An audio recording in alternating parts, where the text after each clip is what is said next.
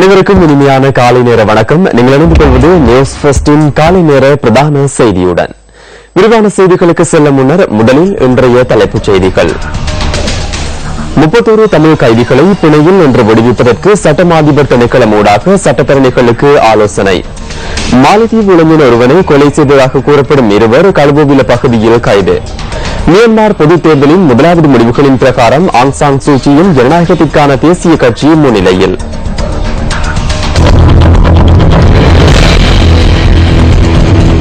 இனி விரிவான செய்திகள். முதலில் உள்நாட்டுச் செய்தி. இந்தியாவில் தடுத்து வைக்கப்பட்டுள்ள இலங்கை மீனவர்கள் அனைவரும் நாளை விடுதலை செய்யப்படுவார்கள் என கடற்றொழில் அமைச்சு தெரிவித்துள்ளது. இலங்கை மீனவர்களின் விடுதலை தொடர்பில் இந்திய தூதரகத்தினால் உறுதிப்படுத்தப்பட்டுள்ளதாக அமைச்சர் மஹிந்த அமரவீர குறிப்பிடுகின்றார். இந்தியாவில் 39 இலங்கை மீனவர்கள் தடுத்து வைக்கப்பட்டுள்ளதுடன் அவர்களின் 9 மீன்பிடி படகுகளும் அந்நாட்டு அதிகாரிகளினால் பறிமுதல் செய்யப்பட்டுள்ளதாக கடற்றொழில் திணைக்களத்தின் பணிப்பாளர் நாயகம் கிறிஸ்டிலால் பெர்னாண்டோ கூறுகின்றார். இதேவேளை இலங்கையில் தடுத்து வைக்கப்பட்டிருந்த 126 இந்திய மீனவர்கள் நல்லெண்ண அடிப்படையில் கடந்த திங்கட்கிழமை விடுதலை செய்யப்பட்டமை குறிப்பிடத்தக்கது. தீபாவளி சிறப்பு கொண்டாட்ட நிகழ்வுகள் நேற்று அலரி மாளிகையில் இடம்பெற்றன. நிகழ்வின் பிரதம அதிதியாக பிரதமர் ரணில் விக்ரமசிங்கே கலந்து கொண்டார். இதன்போது தமிழ் பாரம்பரிய நிகழ்வுகளுடன் பிரதமர் வரவேற்கப்பட்டார்.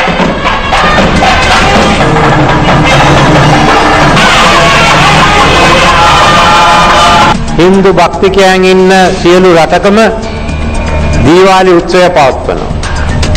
ඒ නිසා මේ උත්සවය අපේ ජාතික උත්සවයක්. අපි සැලකන ජාතික උත්සවයක්.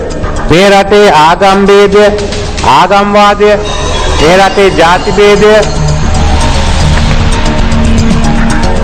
திலேந்தல பகுதியில் மாலத்தீவு இளைஞன் ஒருவன் கொலை செய்யப்பட்டமை தொடர்பில் 2 பேர் கைது செய்யப்பட்டுள்ளனர். சுமார் 1,40,00,000 ரூபாவுக்கான ஒப்பந்தத்தின் அடிப்படையில் இந்த கொலை சம்பவம் இடம்பெற்றுள்ளதாக போலீசார் தெரிவிக்கின்றனர். இந்த கொலை சம்பவம் இடம்பெற்ற தினத்தன்று மாலைத்தீவிலிருந்து 5 லட்சம் ரூபாய் பணம் இலங்கையின் வங்கியொன்றுக்கு பரிமாறப்பட்டுள்ளது. கொலையுண்ட இளைஞன் மாலைத்தீவின் பிரதான பாதாள உலக குழு ஒன்றை சேர்ந்தவர் என்றும் போலீசார் குறிப்பிடுகின்றனர். குறிப்பிட்ட இளைஞனை கொலை செய்வதற்கான ஒப்பந்தம் மாலைத்தீவின் மற்றொரு பாதாள உலக குழுவினால் இலங்கையில் உள்ள மற்றொரு மாலைத்தீவு இளைஞனுக்கு வழங்கப்பட்டுள்ளது. இதற்கமைய மற்றொரு இலங்கை பிரஜையுடன் இணைந்து கைது செய்யப்பட்ட மாலைத்தீவு பிரஜை இந்த கொலையை புரிந்துள்ளதாக போலீசார் குறிப்பிடுகின்றனர். இயற்கை எழுதிய மாதுலுவாவை சோபித்த தேரரின் தேகம் மக்கள் அஞ்சலிக்காக வைக்கப்பட்டுள்ளது. அன்னாரின் இறுதிக் கிரியைகள் நாளை நடைபெற உள்ளன. இயற்கை எழுதிய மாதுலுவாவை சோபித்த தேரரின் புத உடலுக்கு அஞ்சலி செலுத்துவதற்காக இன்று காலை முதல் ஏராளமான மக்கள் கோட்டை ஸ்ரீ நாகவிகாரைக்கு சென்ற வண்ணம் உள்ளனர்.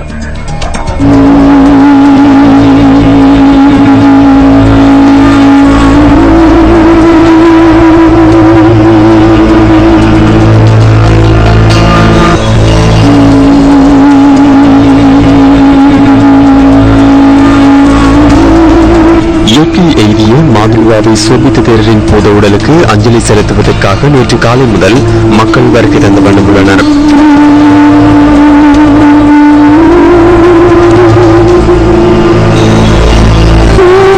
முன்னாள் ஜனாதிபதி மஹிந்த ராஜபக்ச நேற்றிரவு சோபித்த தேரரின் தேகத்திற்கு இறுதி அஞ்சலி செலுத்தினார்.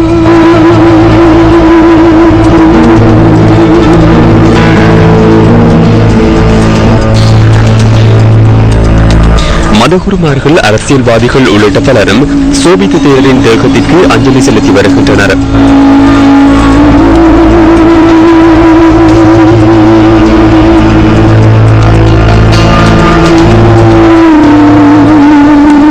நாளை மதியம் 12 மணி வரை மாதுலுவாவை சோபித்த தேரரின் தேகம் கோட்டை ஸ்ரீ நாகவிகாரையில் வைக்கப்பட்டிருக்கும். அதன் பின்னர் அன்றைய தினம் பூரண அரச மரியாதையுடன் ஸ்ரீ ஜெயவர்தனபுர கோட்டை பாராளுமன்ற வளாகத்தில் இறுதி கிரியைகள் இடம்பெற உள்ளன.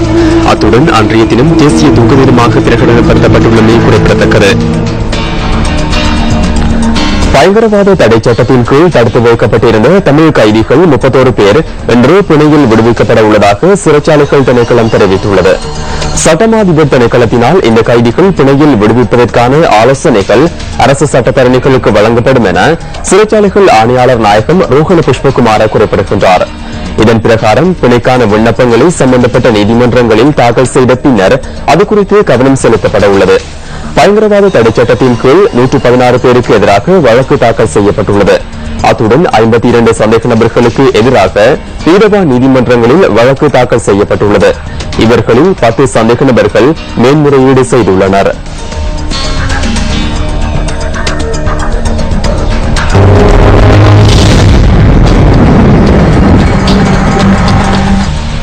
இன்றைய வானிலை தொடர்பான தகவல்களை அறிந்து கொள்வதற்காக வளிமண்டலவியல் திணைக்களத்தின் வானிலை அதிகாரி முகமது சாலிஹினுடன் தொலைபேசியூடாக தொடர்பினை ஏற்படுத்தினோம். மத்திய சப்ரகமுகம் மற்றும் தென் மாகாணங்களிலும் புத்தளம் மாவட்டத்திலும் இடைக்கிடையே மழை பெய்யக்கூடும். ஏனைய பிரதேசங்களின் பல இடங்களில் பிற்பகல் 2 மணிக்கு பின்னர் இடியுடன் கூடிய மழை திருப்தியடையும். இடியுடன் கூடிய மழை பெய்கின்ற வேளைகளில் தற்காலிகமாக பலத்த காற்று வீசக்கூடும். மின்னல் ஏற்படுகின்ற சந்தர்ப்பங்களில் பொதுமக்கள் அவதானத்துடன் செயற்படுமாறு கேட்டுக் கொள்ளப்படுகின்றனர். கடல் பிராந்தியங்களை பொறுத்தவரையில் கொழும்பு தொடக்கம் ஆலி ஊடாக அம்பாந்தோட்டை வரையான, அத்துடன் காங்கேசன்துறை தொடக்கம் முல்லைத்தீவு ஊடாக திருகோணமலை வரையான கரையோரத்துக்கு அப்பாலுள்ள கடல் பிரதேசங்களில் இடைக்கிடையே மழை பெய்யக்கூடும். ஏனைய கடல் பிராந்தியங்களில் பல இடங்களில் பிற்பகல் 2 மணிக்கு பின்னர் இடியுடன் கூடிய மழை பெய்யக்கூடும். காற்று மணித்தியாலத்துக்கு 30 முதல் 40 கிலோமீட்டர் வேகத்தில் தென்மேற்கு திசையிலிருந்து வீசும். புத்தளம் தொடக்கம் காங்கேசன்துறை ஊடாக திருகோணமலை வரையான, அத்துடன் காலி தொடக்கம் அம்பாந்தோட்டை ஊடாக பொத்துவில் வரையான கரையோரத்துக்கு அப்பாலுள்ள கடல் பிரதேசங்களில் காற்றின் வேகமானது சில சமயங்களில் மணித்தியாலத்துக்கு 50 கிலோமீட்டரிலும் அதிகரித்து வீசும் சந்தர்ப்பங்களில் குறிப்பிட்ட கடல் பிரதேசங்கள் சற்று கொந்தளிப்பாக காணப்படும். ஆனால் இடியுடன் கூடிய மழை பெய்கின்ற வேளைகளில் கடல் பிரதேசங்கள் தற்காலிகமாக மிகவும் கொந்தளிப்பான நிலையில் காணப்படும். ஆஸ்திரேலியாவிற்கு கிரிக்கெட் விஜயம் மேற்கொள்ளும் மேற்கிந்திய தீவுகள் டெஸ்ட் அணியின் விவரம் அறிவிக்கப்பட்டுள்ளது.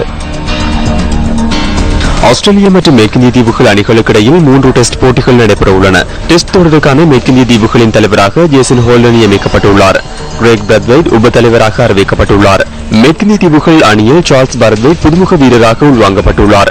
2003ஆம் ஆண்டின் பின்னர் ஆஸ்திரேலியா அணிக்கு எதிரான எந்தவொரு டெஸ்ட் போட்டியையும் மேற்கிந்திய தீவுகள் வெற்றி பெறவில்லை என்பதை குறிப்பிடத்தக்கது. ஆஸ்திரேலியா மற்றும் மேற்கிந்திய தீவுகள் அணிக்கிடையிலான முதலாவது டெஸ்ட் போட்டி எதிர்வரும் டிசம்பர் மாதம் 10ஆம் தேதி நடைபெற உள்ளது. இதுடன் நியூஸ் போஸ்டின் காலை நேர பிரதான செய்தி நிறைவு பெறுகின்றது. மீண்டும் சந்திக்கலாம் நியூஸ் போஸ்டின் 10:25 மணித்தியால செய்தியில். தொடர்ந்தும் சக்தி டிவி வழங்கும் நிகழ்ச்சிகளுடன் இணைந்திருங்கள். வணக்கம். Hotline 0114-896-896 www.newsfirst.lk. Feedback at newsfirst.lk.